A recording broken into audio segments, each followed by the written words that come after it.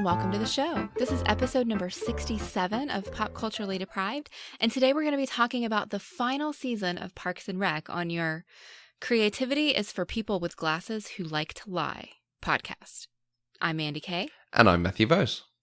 And we wanted to take a moment to remind everybody that we are on a lot of different social media platforms, and we would love to engage with all of you.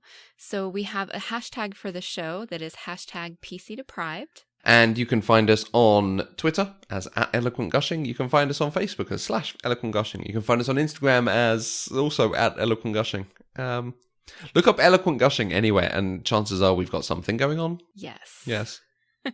We like to spread a wide net. We do. A wide internet. Ha ha ha ha. Yes. A wide internet. Yes. Thank you, Matthew. But yeah, if you have any thoughts on the shows, any questions, any comments, particularly we usually give a shout out on Twitter for upcoming shows for whether people want to include any questions or give us their thoughts. It's always a good place to find us and let us know. Absolutely. Or you can let us know if you have a specific movie that you would like us to do in the future, or if you would even like to be on the show yourself. Yay, new friends. I love new friends. Mm-hmm. So, Season 7 of Parks and Recreation, this aired January 2015. It focuses on what happens to the main cast 3 years after Season 6, and then further into the future in the season finale. The final season has a 100% rating on Rotten Tomatoes with an average of 7.81 out of 10 from 13 reviews. That's actually surprising. I'm surprised there's so few reviews, but I wonder if TV generally does. Because normally you look up films and it's like, oh, based on 80 reviews. Right. Who knows? Mandy, how have you been able to watch Season 7? Still on Netflix, thank goodness. Nice. It is still on Amazon over here. So I was able to watch it on that. It's always nice when you can do an entire television show before they decide to take it away. Particularly because it's like 8 months we've been watching this. Right? I can't believe we're finished with Parks and Rec. Yes. At last, there are no spoilers. There are no gifts you could see that you have not seen elsewhere. That is correct. Yeah. And I even mentioned that in one of my final tweets asking folks for feedback. It's like there is nothing you can spoil anymore, so everything is fair game. Okay, we're going to try to talk particularly to Season 7, but I think there will be conversation about the series as a whole. So, Season 7 of Parks and Recreation, have you enjoyed it? Ultimately, yes. But there are a few caveats to that I think will come up in our conversation. Okay. So, you said for Season 6, your enjoyment was waning. That you enjoyed it because these are characters you like and you like hanging out with them, but it didn't impress you or grip you like previous seasons had? Is it the same sort of thing here, or is there actually stuff in this season that's put you off or that comes up in those caveats? There's a small amount that's the same as that, but it's mostly particular storylines that I really didn't enjoy. Okay. So previous seasons, we've kicked off with predictions and what you thought was going to happen and compared it to what we actually got in the season. And you couldn't make predictions because the show does... Season 6 really did end as though it could be the series finale. Right. So there was nothing there. The one prediction you thought was going to happen is because all their kids would be a bit older, that there would be some play dates with Ron's kids and Leslie and Ron hanging out having wacky fun, as I put it. Knowing what was coming, I wanted to see if I could trap you in that, and I did. You did. So yeah, that was so wrong. 10 points to Slytherin, frankly. Yeah, I could not have predicted anything that happened this season. And I can say that with absolute certainty. Yeah. Looking back on it, the plot line that has stayed with me since I first watched it, and that really comes across because it's the one they worked very hard on over those first few episodes, is the falling out with Ron. Right. That is the big thing that stands out in this season, almost overriding anything that comes after it. What were your feelings on that? Well, let's start first with a reaction to that from one of our listeners, because @Anna_MCG tweeted about that very same thing. She said, Leslie and Ron's estrangement was the low point of the season for me. Did you buy it? And I think that's what you're asking me as well. Yeah, pretty much, actually. No, I did not buy it. I was so upset. So upset. I thought they had both completely gone off the rails because it didn't make any sense. Even when they finally explained what happened, it still didn't make any sense. You know, we had watched their relationship grow for the last 6 seasons. And for them, it had been even longer than that because, I mean, the show started several years after they had been working together. And so this relationship had developed into this deep familial workplace acquaintance relationship thing. And for them to have such a complete falling out where they weren't even speaking to each other or acknowledging each other and they basically hated each other. Just no. There is not a world where I could see that happening. There is not a world where Leslie Knope would allow that to happen. Yeah, for the person they've always had, she stays up all night doing things and putting together binders and thinking of how to solve things. For her to just forget about someone that she's that close to doesn't really work. Well, and for her to be so upset about a thing and not try to get to the bottom of what actually happened is not something that Leslie would have ever done. You know, she would have gotten that whole story immediately and not have waited for 3, 6, however many years this was in the future, 3 years in the future. And so, no, I didn't buy it. I thought that they completely broke the characters for that to happen. And since that is what was driving a lot of the story in this season, I struggled with the season, especially at the beginning, because once they broke these 2 characters, I didn't trust them not to break any of the other ones. Okay. Right. Yeah, they did this plot recently in Fast and Furious 8. They turned Vin Diesel into the bad guy. It didn't work there either. Right. And it really does feel like, hey, we need to come up with something interesting. What if we did this outrageous thing? Oh, yes, that would be amazing. And if they'd pulled it off, it could have been quite interesting. But it's a ridiculous idea. Like you say, certainly from Leslie's point of view, it doesn't work. From Ron's point of view, I have huge problems with it. He's the one who's always talked about, you be a man, you face up to giving someone bad news or dealing with your thing and being a straight cannon, as it were. And he's the one who, well, I finally swallowed my pride, and then you were busy, and then you seemed to not turn up, so I got really upset with you. And he didn't actually face up to the thing then, and then he did a petty thing, but he kept the front door because it's not petty, because he's actually sentimental. So that's all kind of broke. So the justification for it doesn't really work. And then when they're actually angry at each other and falling out, they're doing things like, oh, you have stupid hair. Oh, you're a big duty head. You know what? I can't stand you. I can't stand your stupid mustache and your stupid shirt and your stupid name, Ron. Ron. It's not even a word. Well, I've had just about enough of your stubborn behavior. Ever since the Morningstar incident, you have been completely unreasonable. You were the unreasonable one. You've been unreasonable way before Morningstar. You're the most unreasonable, stubborn person I have ever met, and I am never going to change my mind on that, no matter what anybody says.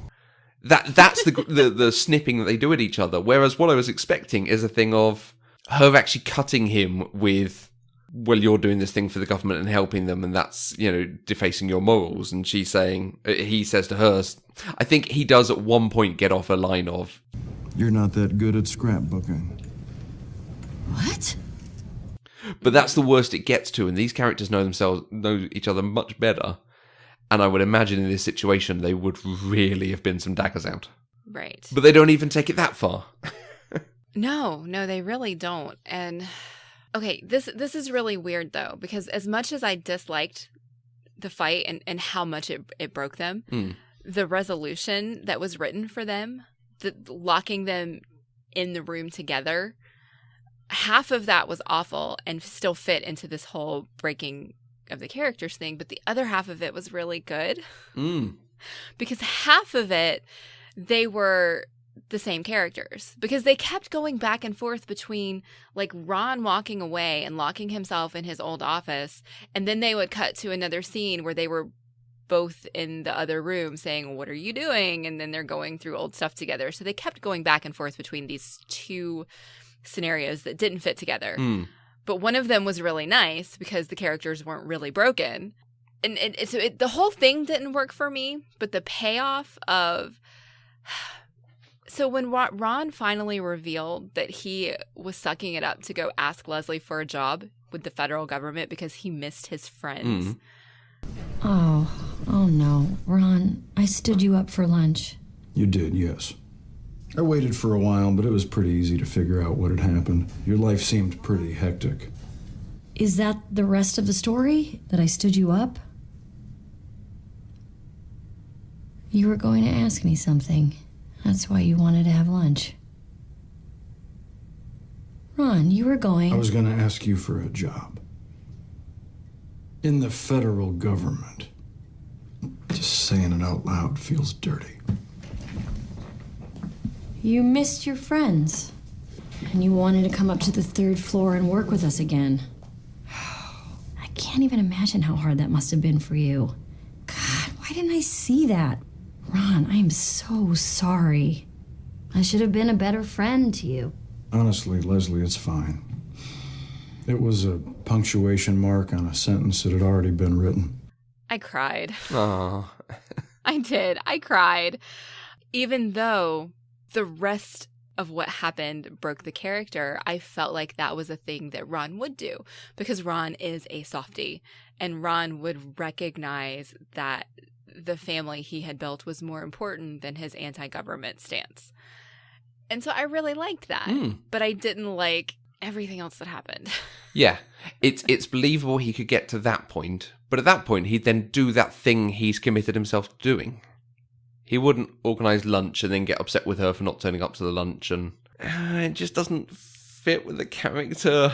Like you say, they broke him. No, it really doesn't. They did. They completely broke him, and they didn't really fix it. And so I think that's the main problem that I have with this season. And since it was such a short season, I mean, there were really only 12 episodes, and that took up a solid half of them.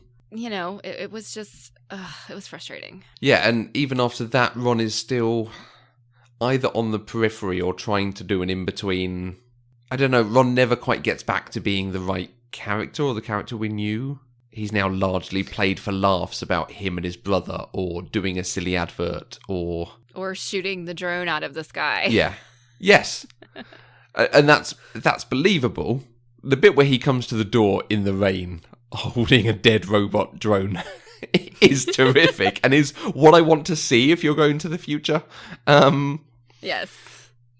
But yeah, it's just the comic side of Ron. It is. But see, the reason I think that still doesn't work for his character, because that was the Ron that we got through seasons 1 through 6. But in season 7, we got a Ron who didn't care that Grizzle was mining people's privacy. He didn't care. The Ron from seasons 1 through 6 would have flipped out. Yeah. And he wouldn't have been all logical. Well, people knew what they were signing up for. He is so, like, pro-privacy that he would not have been okay with that, and he would not have kept his contract with them. And so to have the Ron who says that it's okay because people signed up for it, and then turn around and have that comic relief moment of the Ron that we're familiar with, it didn't really work because they weren't consistent. I think that's really probably my biggest problem with this season, is that they weren't consistent in writing the characters. Yeah. And I don't know if that's because they were trying to show growth because of the time jump, or if they had different people on writing. I probably should have looked that up on who the writers were for the season. But it was inconsistent. It was... Certainly the names that are appearing are people who had written before. So Michael Schur obviously wrote some, Megan Amram, Aisha Mahara.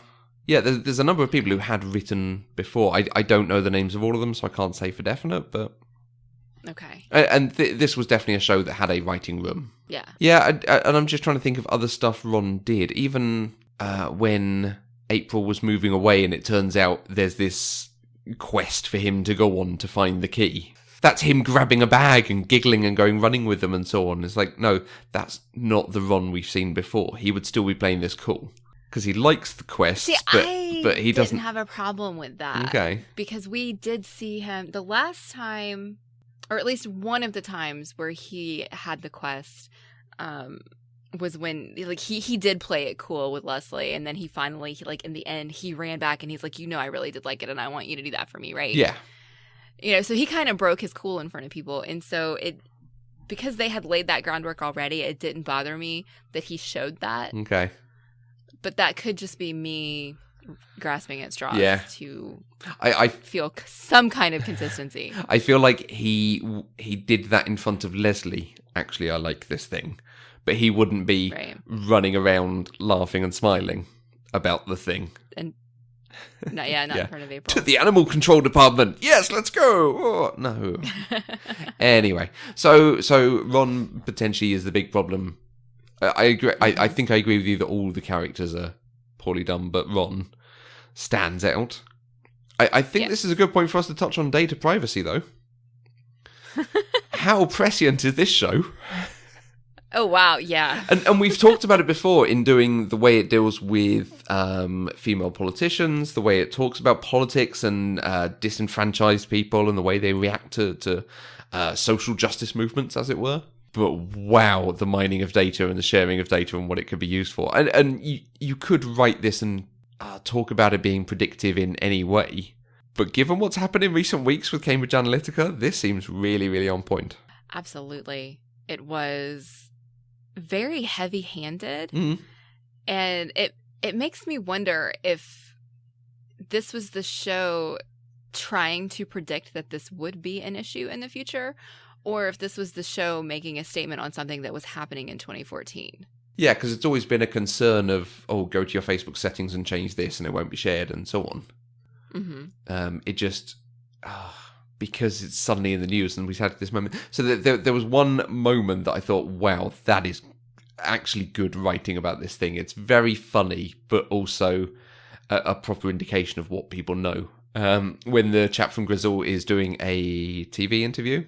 In your opinion, have you done anything wrong? We did not believe that we did anything to invade people's privacy, Trod. But then we checked thousands of emails and texts between our customers and their loved ones, and it seemed like people thought we were wrong. He follows it up with, we are going to be throwing a free concert with U2 and Beyonce. Tickets are already on your phones. Seating is going to be organized by income and sexual history. Oh, yeah. There was some pretty heavy face-palming coming from me when I was watching this. Yeah. That's really good. Yeah. Scary, but good. Okay, so you have caveats on the season. Some of it's good, some of it's bad. The characters weren't good. Does it make any difference if you separate the season finale from the season itself? Oh, absolutely, because I absolutely adored the finale. It was one of the best series finales I've ever seen. Wow. Okay. Can you talk to why? What about it made you love it so much? I can tell you exactly why I loved it so much, because somebody else already wrote it down. Variety magazine actually did a review of the finale, and I pulled a couple quotes out because it just spoke to me. It put into words how I was feeling. They wrote, the hour-long series finale was officially written by Polar and co-creator series mastermind Mike Schur, but might as well have been written by Leslie herself. She couldn't have hoped for better goodbyes to all of her best friends. Every carefully crafted payoff played like a great big hug to not only the characters, but the audience. Under Schur's steady hand as director, the narrative weaved back and forth through time with precision and grace. Fans got resolution without finality, waving goodbye while leaving viewers with a profound sense that all these lives continue on. That is exactly how I want my television shows to end. I want to know that they're happy and that they're going to continue to be happy. That's always what I want for characters that I love, and that's what we got. Right. I dispute that thing of saying resolution without finality. I absolutely think we see too much here. Mm-hmm. It is almost like, oh, we know you love these characters, so we're going to try and tell you all the important things that happen to them and make you feel like you can put them to bed and never worry about them again. Mm-hmm. And I think it's too much. I think it tries to do too much in 2 episodes, effectively. I would rather have had a sense of, I wonder what happened, I wonder what they went on to, and I could see the seeds of something happening from there, but I never got... I want to feel like there's more world and more story to be had. And at the end of this... but I think there is. For everybody except for Gary. But at the end of it, I don't feel like there was, for the most part, and I will agree there are some questions in there, and there are some things that could happen, but by and large, we learned what the plot of their story was the plot of their lives was going to be, and it answers too many questions. It's almost like jumping forward 15 years and finding out what their children are called and who their children are, and seeing them sending off their children off to school and what their jobs were at the end. Because okay, that was 17 years. I think... Do you know, I was going to say 20, and I'm like, no, kids are younger than that when they go to Hogwarts. Yeah, no, it was 17 years in the future, but I think the reason that I'm okay with this one is because, with the exception of Gary, who they showed us all the way out to age 100, we only see everybody out to 2025, and they're all still young, and they still have so many years left ahead of them that there's still so much potential for what they can go on and do.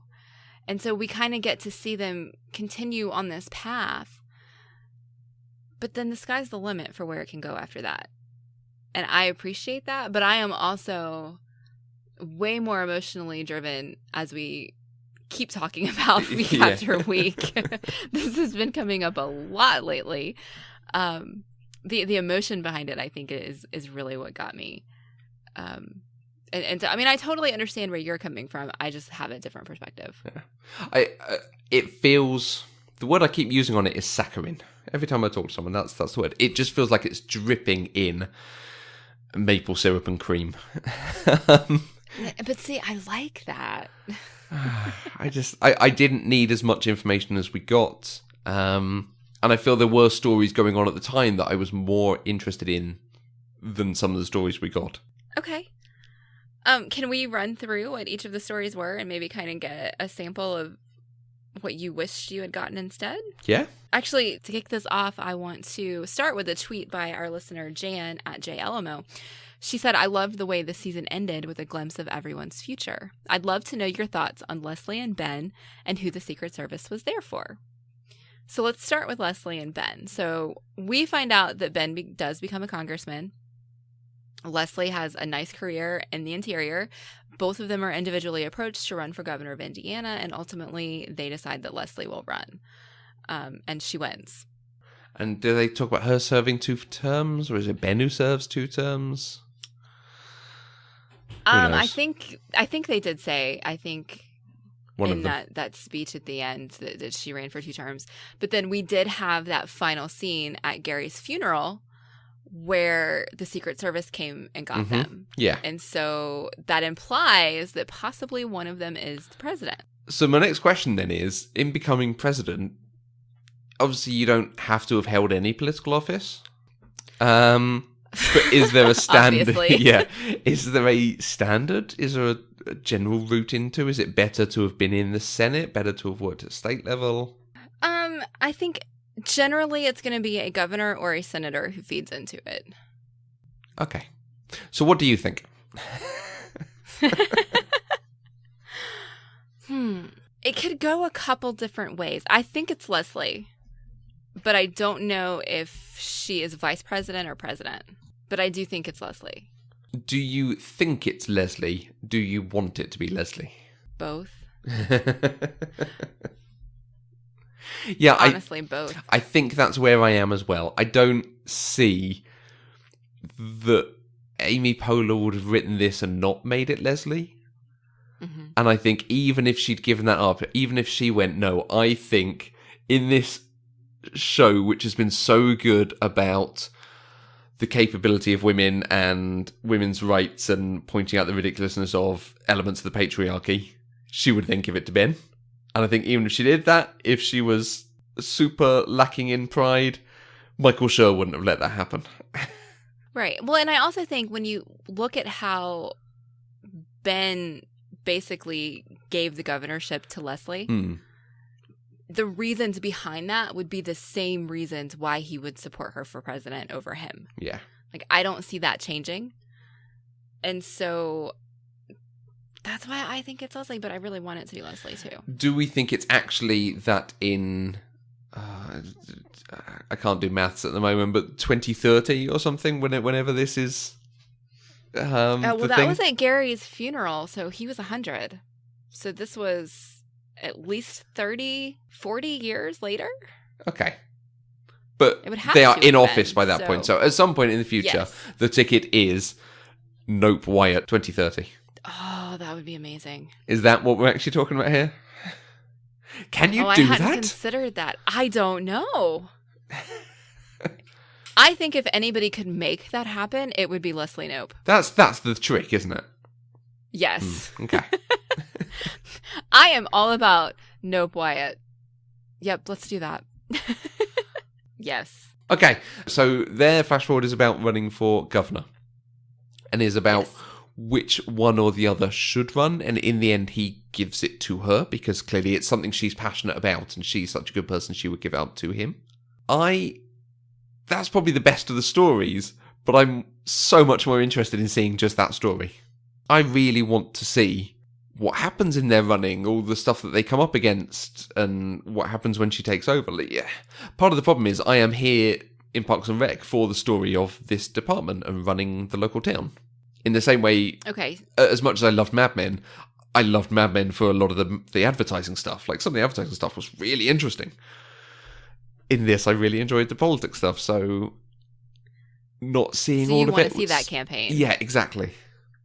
Okay. And actually, you've reminded me, there was a quote about the finale in the AV Club from Alasdair Wilkins. There may not be a show on the air that more unabashedly roots for its characters to succeed, but that's kind of the point, particularly in the post-Anne version of the show. Ever since Leslie and Ben got together, everyone's life has more or less been on the right track, and it's just harder for the show to sell audiences on the notion that not everything is going to work out sooner or later. The offhand mention in Tom's flash-forward that Ben won his election is a nice touch, particularly for those who grew a little tired of the show's plot-heavy political storylines. Like, no! I'm not tired of that storyline. I want a little bit more. Okay. All right. That makes sense. All right. Okay, who's Let's next? move on to Andy and April. I was a little bit disappointed by theirs because it was very short compared to all of the others. They basically have a kid. Yeah. That's it. They have a kid. I I mean, April struggles with the decision to whether or not she wants to have a kid. So honestly, I was a little bit surprised that Andy was pushing for the kid and April was scared. But they still had a kid, and she went into labor in full zombie makeup on Halloween. So it was April and Andy having a kid. Yeah. It's a really minor point, but that is one of my problems with the show in general. It really does sell the thing of being happy is being in a relationship, being married, having children, having a career. And that's not the path for everyone. But I feel like they've got this very heteronormative lifestyle for everyone. That is actually a really good point.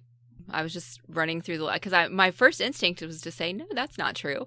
But then I ran through all the characters, and you are absolutely right. I mean, Tom and Lucy didn't have kids, I don't think. But he definitely had to be in that relationship to have his happy ending. So you're right. You're absolutely right.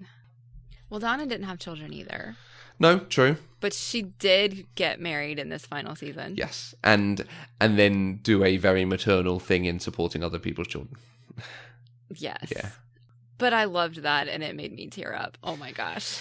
I think I love it just for the Teach Yourself Foundation. That's possibly the best pun this show has ever done, in a show that does puns very well. Yeah. But that's good.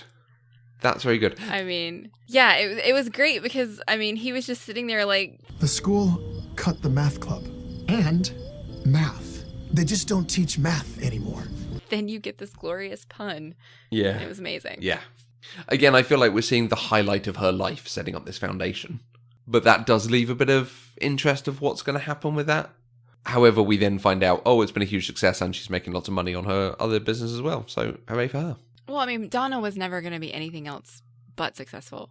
She'd always been that successful. We just hadn't really seen it because we focused so much on her life inside the Parks and Rec department rather than outside of it. Yeah. So, but they kind of gave us nuggets like her condo in Seattle and, you know, all of these trips that she liked to take that they told us about, but we didn't get to see.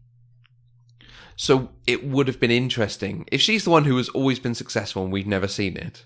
It would have been really interesting to see her dealing with not being successful or having some sort of actual struggle or even understanding her struggle to be successful. Yeah. Whereas you're right. Next on the list, we have the person who has always struggled to be successful and it turns out he wasn't successful and he turned that into being a success. And again, I think that's brilliant though. Oh, man. I do. Tom making failure his success when all he's done is fail his whole life. I honestly thought that was brilliant, and I really liked it. Okay, we've not talked too much about Tom through most of the thing. I have not been very charitable to him. I do not like Tom in this season. Almost everything he does on screen annoys me. And it starts off with him supposed to be giving a nice speech about Ben. He takes it over and gives a speech about himself, but then makes up for it because he gives Ben the speech to Ben. No, that's not making up for it, you giant ass. That is true. And all the way through, like even when he's dealing with his stuff with Lucy, and he's like, "Oh, hey, I bought you a present." Oh, those men's shoes won't suit you, will they? I don't know. I just felt like Tom was being Tom.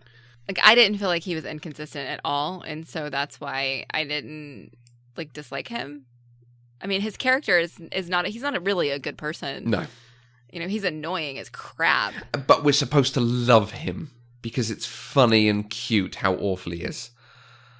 Oh, I don't love him. And I just do not buy it. And I think it might not be inconsistent. I think it's just dialed up to 11. And it just gets under my skin. Okay, that's fair. So, yeah. Yeah, okay. We'll go with that. I think the one that was simultaneously most surprising and least surprising was Gary being the mayor for the rest of his life. Yeah. And the reason I say it's most and least surprising is because I didn't see it coming that Ben was going to appoint him as interim mayor. Like, I was going through all of these characters, and I think even in my notes, I was like, oh my gosh, is he going to make it April? Like, what is happening here? I don't understand. And then it was Gary. And I was like, what? But then it made perfect sense after that to me. I don't know why. Something clicked in my brain, and it made perfect sense to me that he stayed the mayor for the rest of his life. Yeah. Because that I feel like that is the kind of thing where he could be himself and not have to play up this caricature of himself like he always had to do in the Parks and Rec department. And he could just be this genuinely kind and happy person leading the town. I thought that really worked for me. It kind of freaked me out that he lived to be 100 while all of his children were still 20. But other than that, it was great. Yeah, that is a very well done ending. Everything in him getting the balloon flight. That was great. He was so scared. And the ride on the Palantin. It was just all so well done. And then, particularly seeing in the future and the things changing around him and him not changing. It is everything we've seen from him in the Parks and Rec department, but at a higher level. And that is good. Yes. Yes. Thinking about him, the best moment, though, is Donna's wedding, where she puts a nameplate out that says Gary, and everyone changes his name to Gary, and it's just, that's beautiful. That's probably lovely. Yeah. He finally gets to be called by his real name. Yeah. Yeah, I really liked that. Finally, we round out with Ron, who ends his run by working for the federal government, which I have conflicting thoughts about. Okay. I think it's the perfect job for him because he's doing like the actual day-to-day job that he has to do is walk around a park and make sure it's okay is the perfect job for Ron. But the fact that they made it a federal government job when he's so anti-government is both awesome and cruel at the same time. Okay. That's kind of how I feel about that. I really like it For me, because I want to see more of this stuff, I would have loved to have seen it as an actual debate on his philosophy. Okay, if you hate government, this is another thing the government does. It looks after this beautiful park, and it has people here to make sure everything's okay. Mm-hmm. And you get to do that. How does that fit with your philosophy?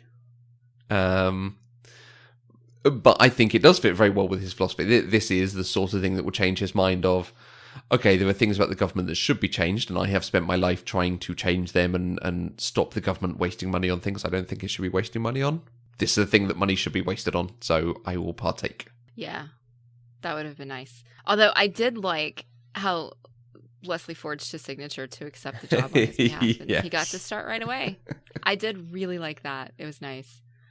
We had another comment from our friend Abby at this A.E. Shaw. She said, I loved the last season. It's a real proper end for all the characters, kindly and consciously done. Ron's is particularly perfect. And the soft future tech stuff is so much fun. And I have to agree with her. I know that you don't really like this whole saccharine ending that they did for everybody, but it was perfect for me. It was the best kind of ending for characters.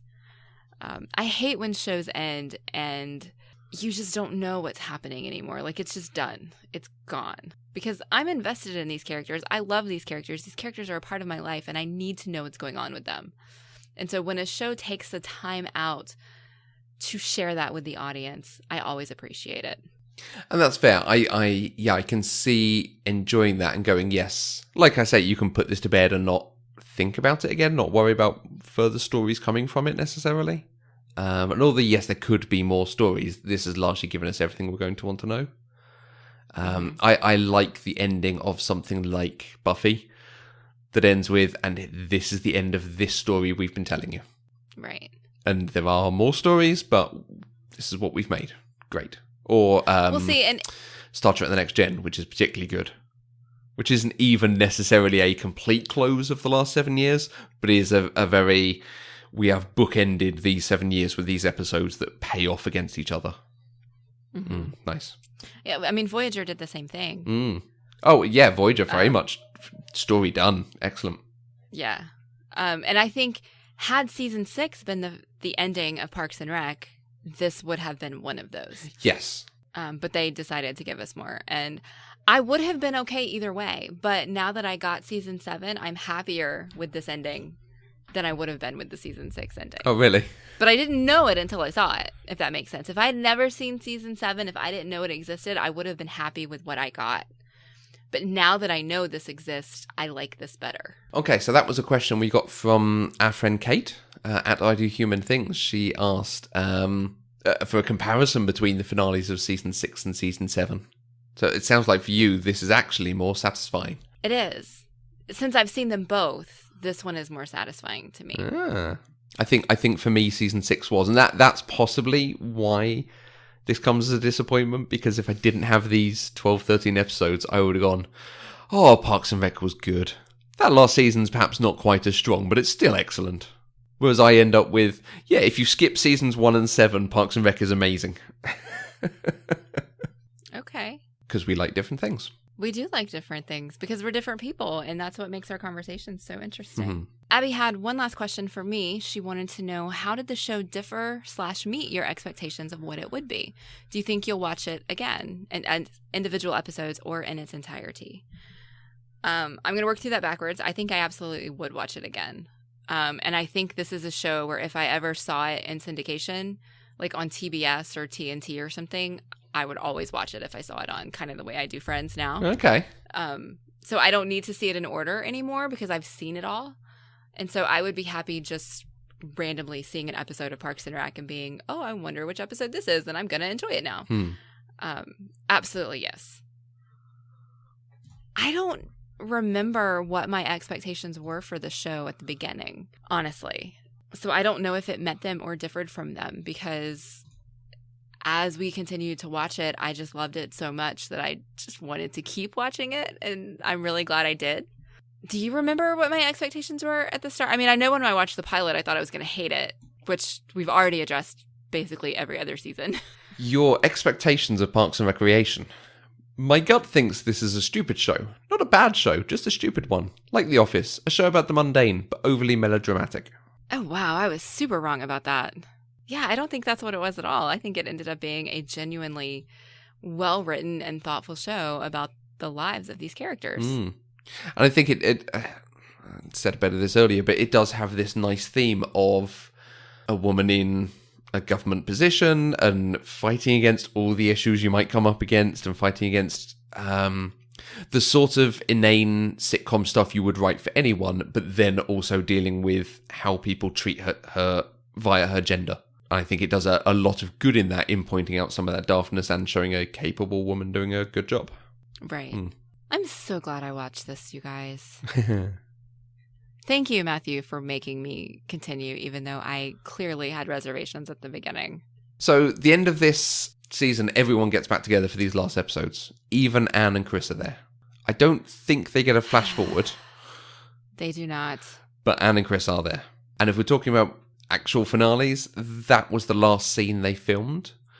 They did everyone's schedule, so they were back in their set, the Parks and Rec department set, and all the actors were back on set for that day as well.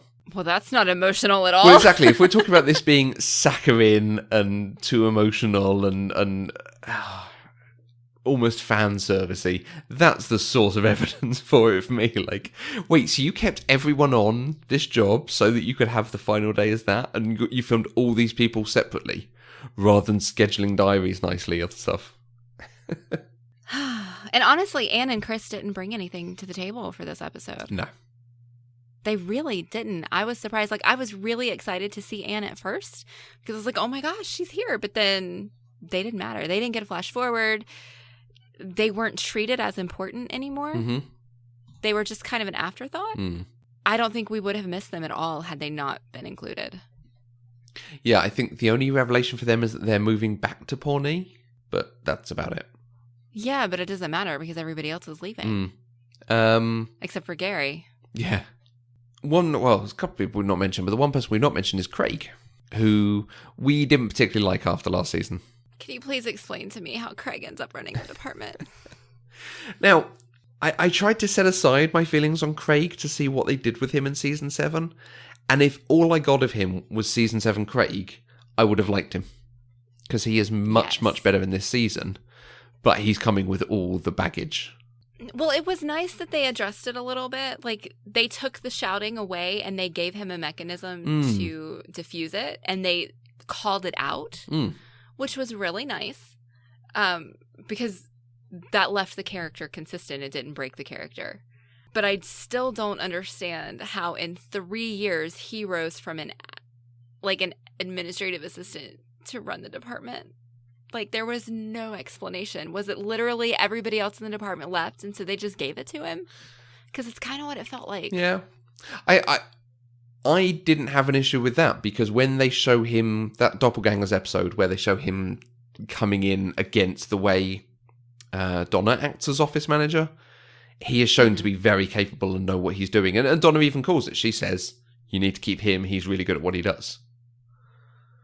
So I think he is good at what he does, just character-wise, he never worked for us. And Kate, again, actually asked us, she asked for the favourite Craig moment. I'm not sure I have a favourite Craig moment. Maybe that joke about him saying things he loves.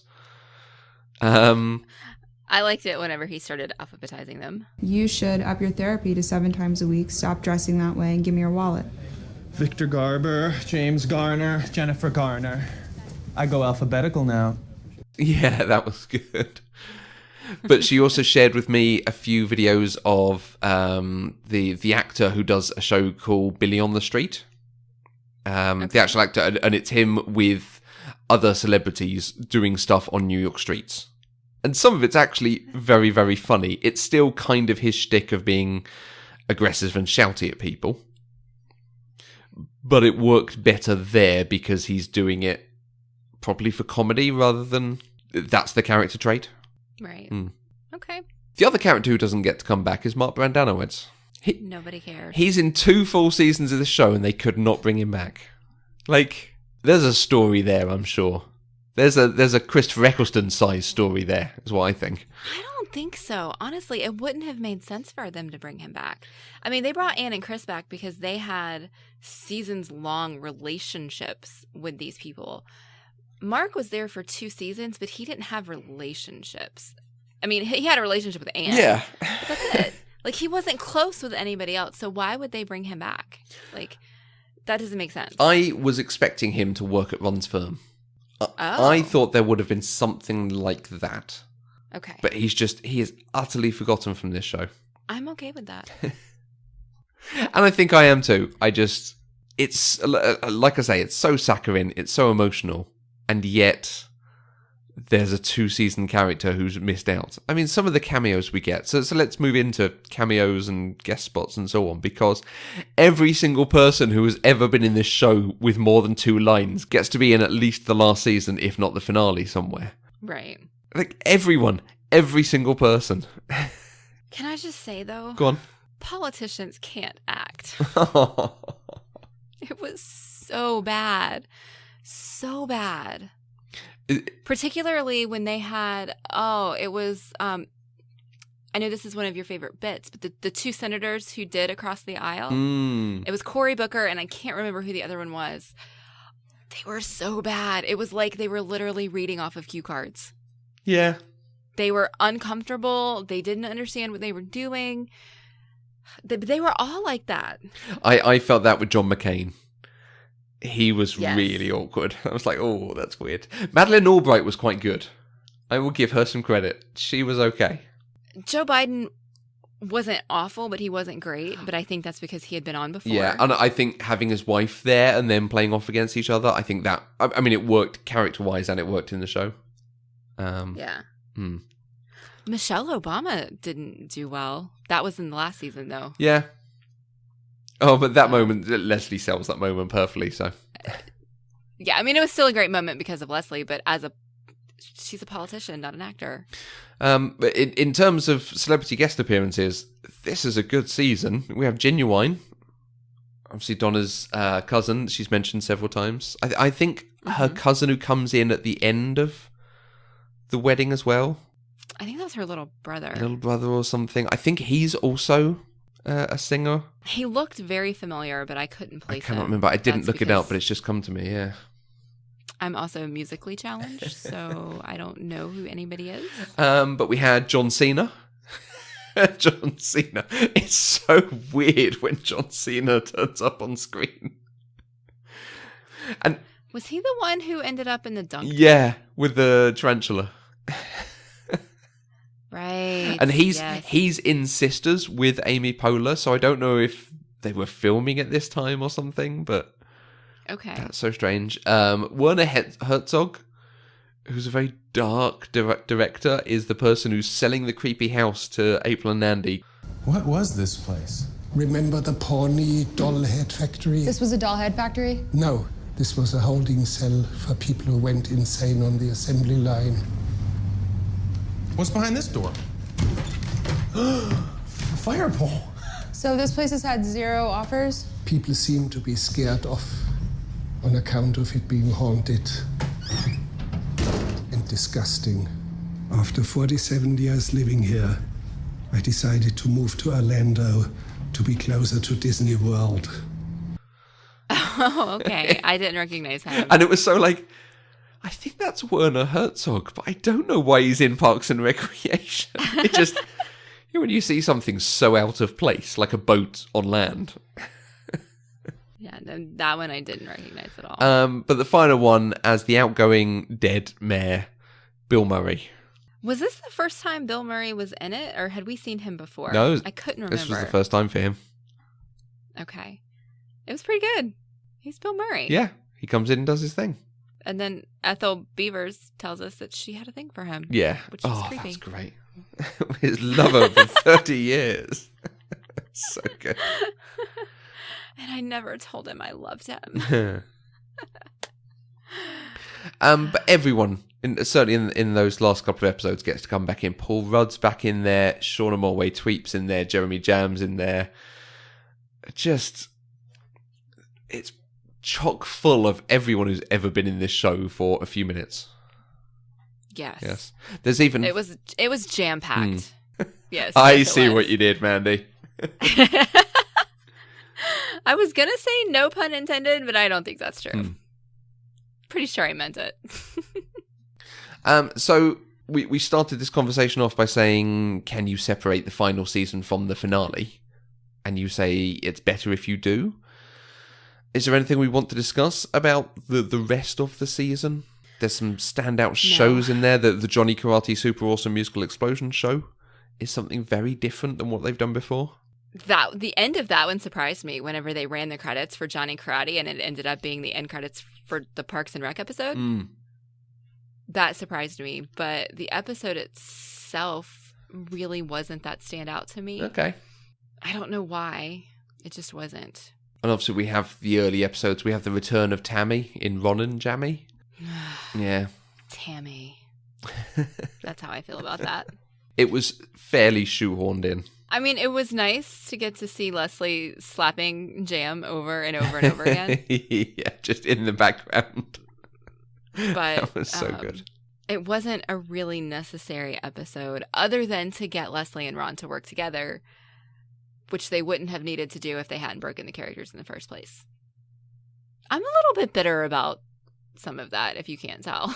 Yeah, I think it fundamentally does not work. Yeah, I mean, so that's mostly why I am so pro the end of the season. I will say that the April stuff was really good. With April figuring out what she wanted to do, the guys trying to help her get that job, the running gag with the accountants all over again. This time it's April.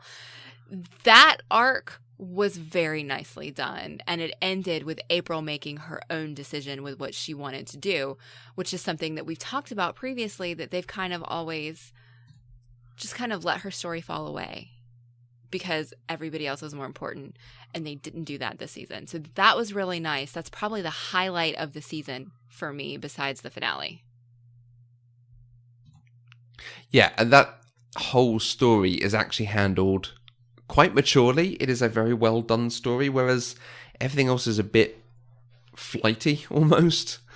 It nothing ever quite ends up concrete. I can't tell where they're focusing on dealing with Grizzle, dealing with Ron, dealing with trying to become a congressman, all these different things going on. It's a bit I'm not sure what I'm supposed to be watching and what is the important thing here. Right. But yeah, April's issues all the way through are very, very good. So one of the things we've also tracked all the way through is running gags. A lot of them came home to roost in this. Ron and Riddles, Gary's name, Cones of Dunshire continued to be a thing, which I was quite pleased with because I do quite like that gag. As you say, the accounting firm. Calzones became a thing in the Pie Mary episode. It's not a pie, it's a dessert calzone. It's a dessert calzone. That was fantastic. And particularly libraries, which is not...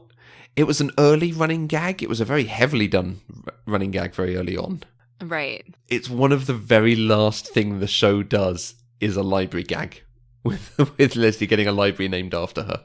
In addition to Governor Knope's honorary doctorate from the School of Public Policy, in recognition of all she's done for the people of Indiana, the campus library will henceforth bear her name. Library?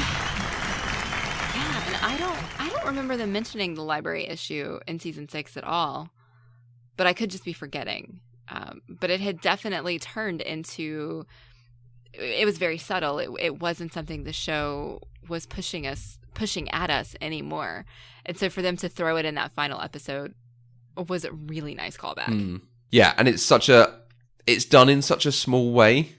I really like it. It works so well for me. There's a couple of things that we've not discussed in all the episodes that I've wanted to. I keep thinking, I must mention that. Next time we talk about Parks and Rec, I must, because it's a great moment. We've not mentioned Brandy Max, who I feel just need to mention is a wonderful parody of everything that's going on.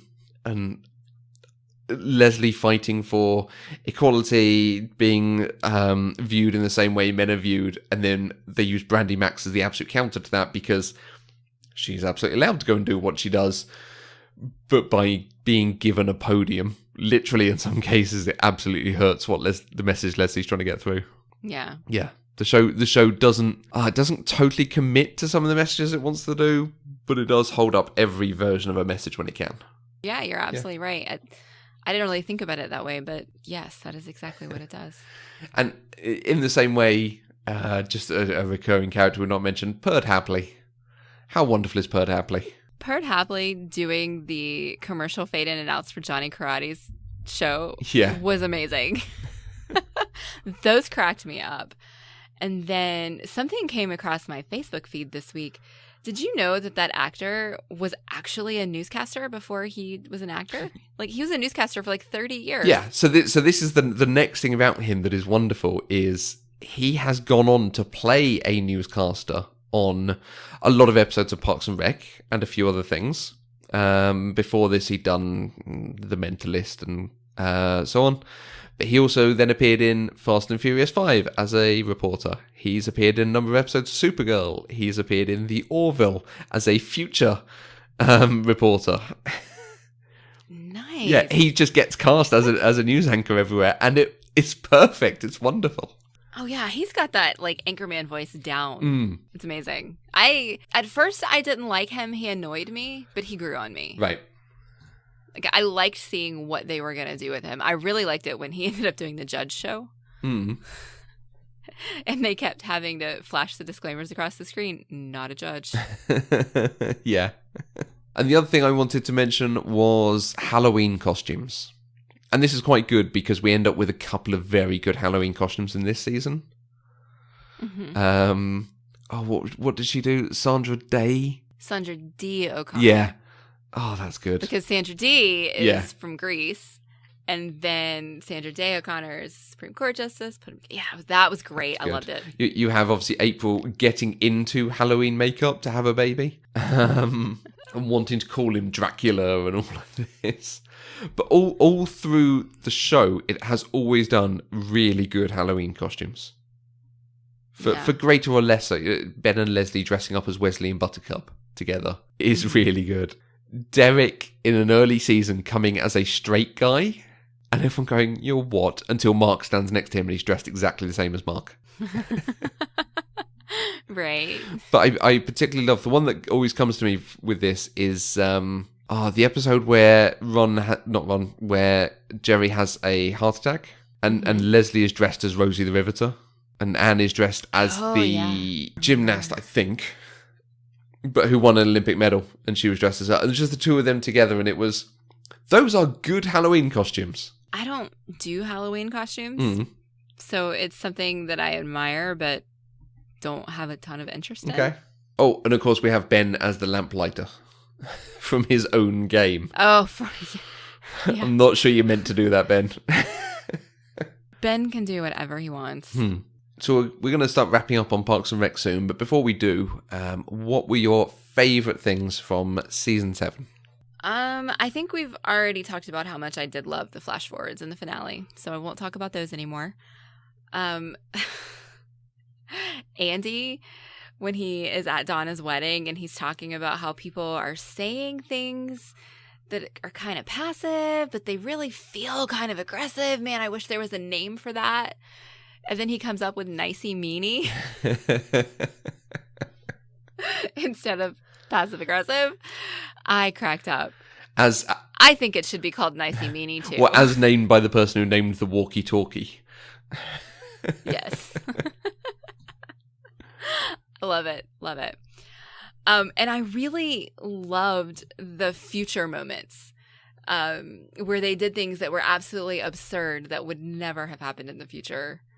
That clearly didn't happen in the future, but I really like looking for them. They ended up being kind of like little Easter eggs to see what they were predicting in quotes. Things like Kevin James starring in the Jason Bourne reboot, or on Game of Thrones, Khaleesi's gonna marry Jack Sparrow.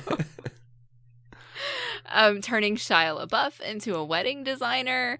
You know, there were so many of these just tiny little one-off statements that just cracked me up, and I loved looking for them. it was nice because it was clearly a thing. Like, they littered the season with it. They did. They were trying to remind us this is the future. Yeah. In a way beyond just the very lovely tech that they had, that I wish we had in 2017, that I wish we had in 2018. I mean, not the privacy issues, but just like the hardware. Yeah, I think those were really my top things besides the finale itself. I mean, like I said, it was one of the best series finales I've ever seen. So,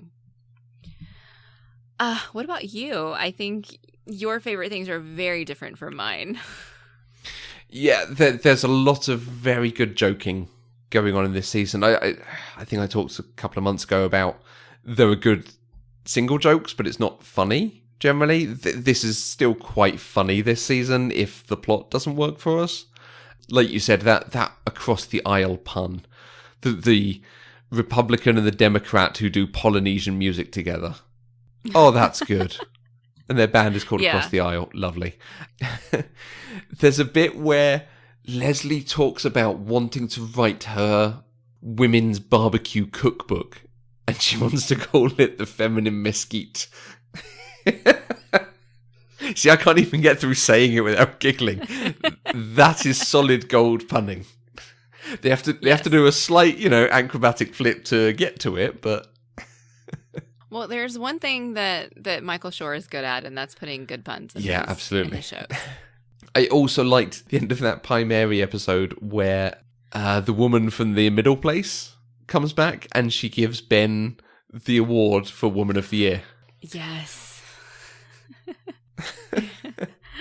And Leslie's just like, God damn it. Dang it. It's terrific.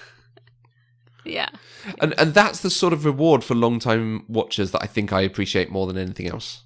Because that really is, it's a good joke in and of itself, and then to pay off something that we've seen years in the past. Great. Yeah.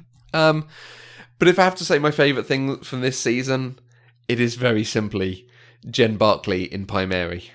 I mean, I've just told you several things about that episode because it's a really good episode. But everything Jen does in that episode makes her one of the best guest stars this show has ever had. Oh, she was hilarious. The way she talks about them having children and needing tequila every time she comes into their house. And she turns up in a poncho and they're saying, like, why are you wearing a poncho? Oh, because every surface area in your house is sticky. Last time I was here, I found a melted crayon on my blazer. And then they paid that off with the paint at the end, and she's just like, poncho! Like, mic drop. Yeah, that was fantastic. But the way she then, when she actually gets into her job and she's talking to Leslie about being the wife of a candidate. Well, I was an actual candidate, so I think I can handle being a candidate's wife. I know all the issues inside and out. See, that's the problem. Being the wife of is a minefield. If you were just a ding-dong, I would just slap a flag pin on you, I'd pour some Valium down your throat and just shove you behind the podium, way upstage. It's the smarties that freak people out. I think you're underestimating the voters. I don't think that is possible. Yeah, that delivers for me because she is someone who's shown to be working so close in this world. Mm-hmm. Yeah.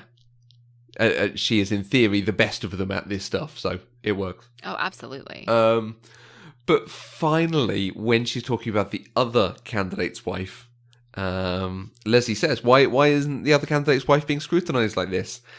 And the phrase she uses is, because June Hartwell is a lukewarm bowl of nothing. That's an outstanding insult. Yes, it absolutely is. She's not a cold bowl. She's not a warm bowl. She's a lukewarm bowl of nothing. Yep. She started an awareness campaign called Bring a Sweater. She calls it goosebump prevention. Yeah. She was a fantastic character. I think she was better this season than she had been in the previous seasons. And she set a pretty high bar in the other seasons. Yeah. She that bracket that went round of who to vote for, which characters you think are the best from Parks and Rec. I had to have a serious think between her and Ben because she's a solid character. All right. Well, is there anything else that we need to discuss about Parks and Rec? I have one question to ask you again from Kate, which I thought was a good finale question. The question is, which is the best and worst ending for a series-long character? So we've talked about you loved the flash forwards, you loved all the different endings. Which was the best? Which was the worst? I'm going to have to say Ben and Leslie was the best. Yeah? But that's because I'm an overly sentimental person. See, I thought you might say Donna because that is terrific. I thought you might say Gary because it is fairly beautiful in the end. Yeah. And I thought you might say Ron, so I really wasn't sure where you'd go. I said Leslie and Ben. I think the worst one for me is April and Andy because I was disappointed in it.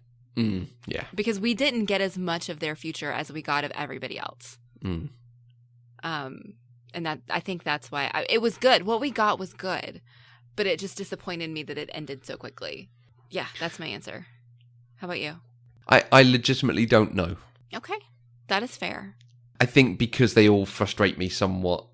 I'm having a hard time separating and going, well, yeah, I like Ben and Leslie's, but we're just giving a bit too much. I like Gary's because it is sentimental and nice, but I also feel it almost undermines everything that's come before it. Okay. Like, one of the great things about this show is that it committed to that gag at Jerry. Yeah. He is always the schmozzle. Ron describes it in a much earlier season that there is the I think it's the schlemiel who spills soup at a wedding and the schlemozzle who gets the soup spilled on him. Okay. And that Jerry is his own schlemiel and schlemozzle. and I've loved that all the way through it just commits to that joke. Every time you think they can't be meaner to him, but they are. It just gets worse and worse and harder and harder. And then finally, the final season, hey, he's mayor and he lives to be 100. So it's okay for us to do that joke all the time because he has a good life. Right. So it's not necessarily bad. It just it gives me a weird feeling. Okay. I feel all itchy. Okay, well, if you'd like to join the conversation, remember to use the hashtag PCDeprived on Twitter. And you can find us on Twitter, Facebook, and Instagram at Eloquent Gushing. You can also email us using podcast@eloquentgushing.com, or you can leave us a voice message at speakpipe.com/eloquentgushing. You can also find each of us on Twitter. I'm at Mandy Kay. And I'm at Matthew Vose. We are completely funded by our wonderful listeners like you who give us money through the Patreon page. Anything you can give allows access to exclusive content and helps to support the network and all of our shows. To find out more, please visit patreon.com/eloquentgushing. And don't forget to visit the homepage, eloquentgushing.com, where you can find our other shows and subscribe to our weekly newsletter with news and announcements. We'll be back next week with another episode of Pop Culturally Deprived, where we'll talk about the Disney movie Lilo and Stitch. Until next time, I'm Mandy Kay. And 8675309. Jenny, I've got your number.